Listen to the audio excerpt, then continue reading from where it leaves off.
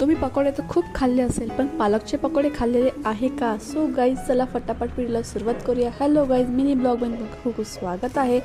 आज मी करणार आहे पालकचे पकोडे. पालकचे पत्ते मी इथे छान धुवून घेतलेले आहे स्वच्छ पाण्याने.